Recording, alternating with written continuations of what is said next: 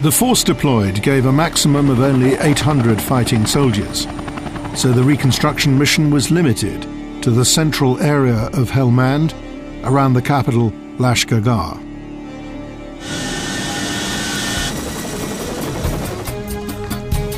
Out on patrol in Helmand, the British troops have arrived and are introducing themselves to their new neighbours. I'm good, fine, thank you. How are you? Does he understand why the British soldiers are in Lashkargah? No, sir, he doesn't know.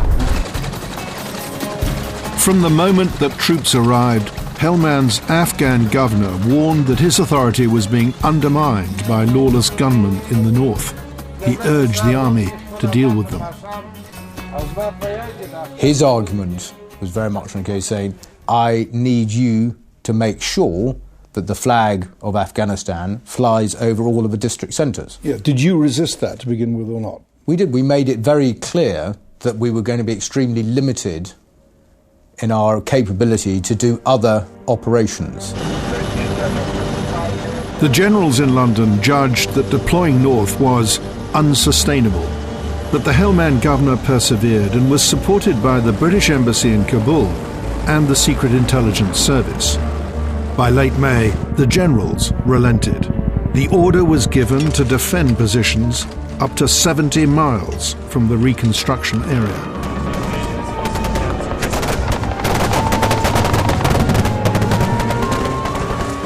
By late June, the army was thinly spread across 3 new flashpoints and about to stretch to yet a 4th, the town of Sangin. There were no angels in Sangin. There were 2 warring drug cartels, effectively, in Sangin. And here we were about to deploy British troops in between those 2 drugs cartels. I did everything I possibly could to engage anyone who had decision-making authority to say, this is madness, this cannot be happening. But it was. The arrival of the troops stirred up a hornet's nest. I was furious watching that type of decision-making that ended up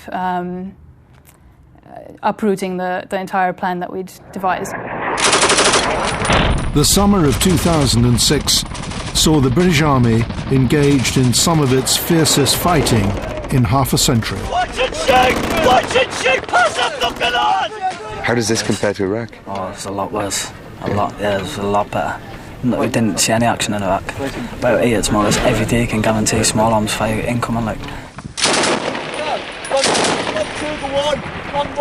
Pinned down in a series of Alamos across the north of Helmand, British soldiers became magnets for attacks from the Taliban, drug gangs, and locals just angry at the presence of foreigners. A lot of the people we were killing were effectively the farmers who'd had AK-47s put in their hands by the Taliban leadership. Part-time Talibs, really? Part-time Talibs. Part-time Talibs are not very well-trained ones, and we killed huge numbers of them. And I don't think that was to our liking at all. And we were conscious that really for every one we killed, we were probably actually fueling the insurgency. The general responsible for overseeing day-to-day operations in Helmand was Sir Peter Ward, now head of the British Army. The mission changed dramatically. No, I don't think the mission did change, actually. Really? No. It changed in what? Do you mean the aim changed? Or the mode of delivery changed? Well, it changed in the sense that the original mission was a sort of hearts and minds, we'll help bring governance mission to this limited area in the centre of Helmand. And within a matter of weeks, 16 air assault were fighting for their lives in a series of Alamos, and no governance, none at all, taking place. Had we not gone north, what would have happened in your estimation? That's not for me to say. What you were in charge of the operational decision. Yeah. So what's your estimation? I think Afghan governance in Helmand would have collapsed. I think you'd have seen the Taliban breaking out, and you'd have had your Alamos in different parts of Helmand.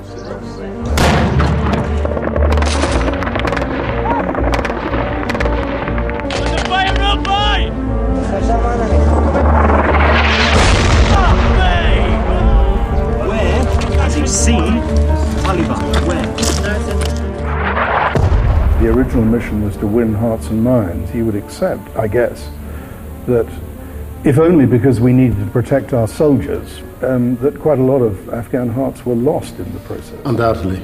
Yeah, undoubtedly. I accept that. This guy's IDing these here and saying the Taliban. Where's the room name? Yeah, 2 men. Yeah, there. Taliban, yeah? How much of your original plan did you manage to implement? Not really very much. I think after the first 18 months of hard fighting, understanding the challenges that the Taliban posed, our expectations changed from Belgium in 2 years to Bangladesh in 30. The scale of the challenges really became apparent. Jesus! Stay still! Stay fucking still! Fuck with boss! Boss, we gotta get him out now!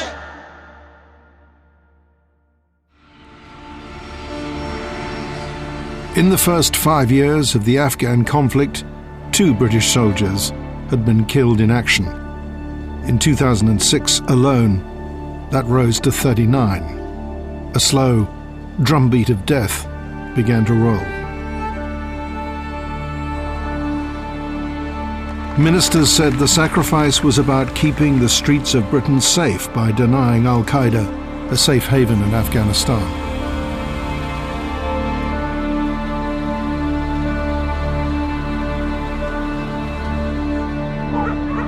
And yet a mission that had been intended to help stabilize Afghanistan seemed to have made it less stable. There's no doubt that the Taliban are growing in confidence and they're focusing their attention nowadays on Kabul. Well, another bomb blast on the streets of Kabul. This is something that's becoming increasingly familiar. By the start of 2007, violence had spread across much of the country, with a 7-fold increase in suicide bombings. Many were being planned and executed from Pakistan. The then US commander was General Karl Eikenberry. He had regular meetings with the Afghan president, Hamid Karzai. Many of my conversations with him were conversations of maybe 60 minutes, and 58 minutes would be spent on Pakistan. And my view was, initially, he seems to be obsessing on this subject. But I have to tell you, as I look back on it, no, he was absolutely correct. It was a very serious problem. I think around that time, Pakistan came to the conclusion maybe the coalition was going to be short of breath. I believe very strongly that if the coalition was not going to prevail in Afghanistan, then Pakistan wanted to make sure that they had some seat at the table. A seat for Pakistan by using the Taliban to gain influence inside Afghanistan.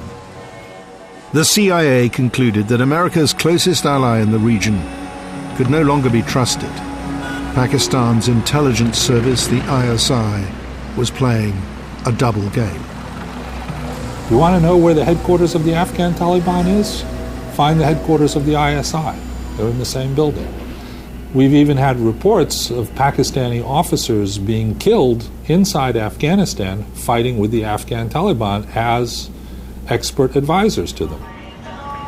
The Afghans also insist that Pakistan intelligence was protecting the Taliban leader, Mullah Omar. They know where he is? Of course, he is in their safe house. Did they ever tell you where he was when you were? I told them where he was and they got panicked. Not once, not twice. Time and again. Why did you not hand over Mullah Omar to the Americans? He never came to Pakistan. Now that is the normal belief. He came to Pakistan at the end of 2002. No, I don't think so, ever. You don't think he's even there today? No, never. I don't think he'll be mad if he's in Pakistan. Where do you think he is? He will be in his own area because he dominates the area. What, in Afghanistan? Yes. You think Mullah Omar's in Afghanistan? Yes, indeed. Absolutely. You must be the only person who does. Well, only person, no. The people who don't believe that is probably West and United States. I don't think anyone else believes that he's in Pakistan.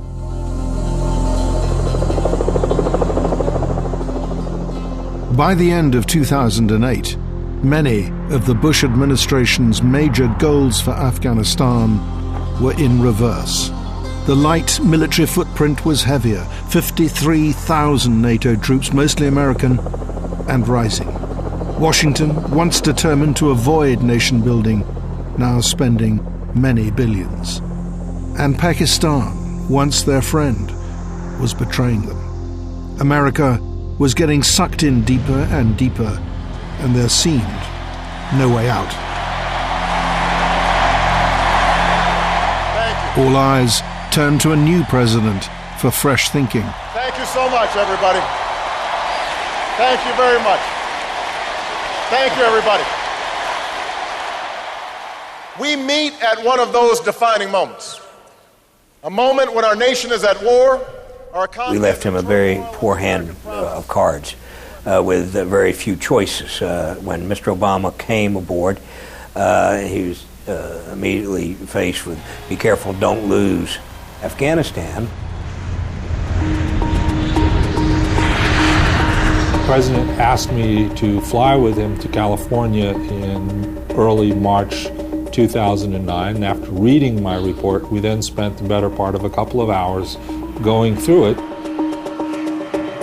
President Obama had asked Bruce Riddell to write a no-holds-barred report on the Afghan crisis, and Riddell did not pull his punches. Defeat is what we were staring in the eye 2 years ago. Catastrophic defeat in Afghanistan, with the Taliban taking over the southern half of the country and maybe being able to march on Kabul at some point in the future, and the NATO alliance fragmenting and falling apart. The president ordered his staff to go back to basics. What exactly were America's goals, and how best to achieve them? A grueling policy review ensued. It would take 8 long months.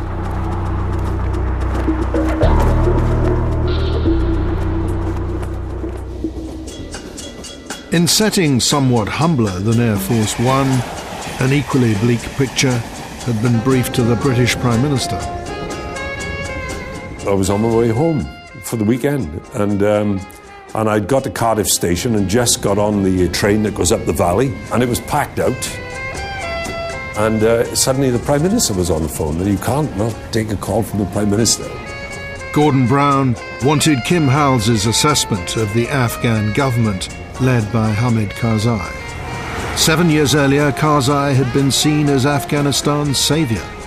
I told him that we would find it increasingly difficult trying to argue the case for continued death and the maiming of our young people in Afghanistan when they were fighting to prop up a regime that was basically up to its eyeballs in corruption.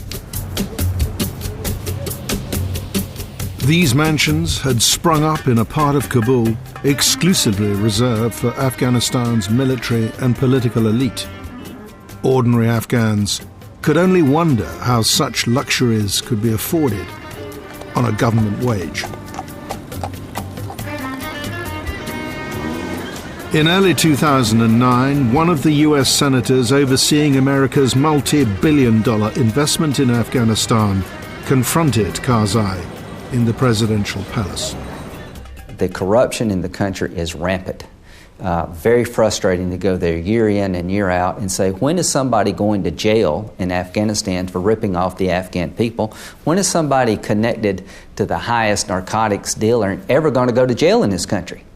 You said this to the President Absolutely, Karzai. just like I'm saying it to you. At the dinner table? Yes. State dinner table? Yes. How much longer are we going? The Afghan people are going to have to wait, and the world going to have to wait. Do you see things change here?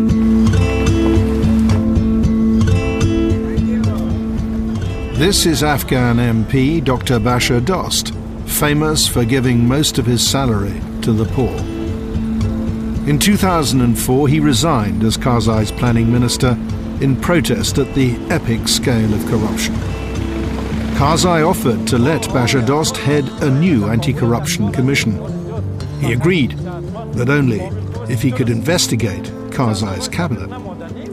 I said to Mr. Karzai, we must start to fight the corruption in the staff of ministry, in the staff of presidential palace, in the Supreme Court.